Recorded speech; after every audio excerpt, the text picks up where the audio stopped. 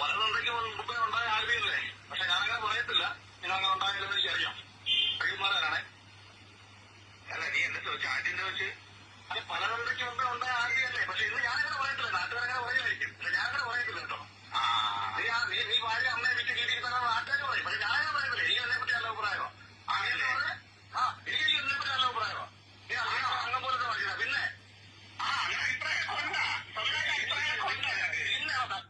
അപ്പം ഇത് അഖിൽമാരാറ് ഈ ആൽബി എന്ന് പറയുന്ന അപ്സര സീസൺ 6 അവരുടെ രണ്ടാമത്തെ ഹസ്ബൻഡ് അവൻ ചോദിച്ചു മേടിച്ചതാണ്.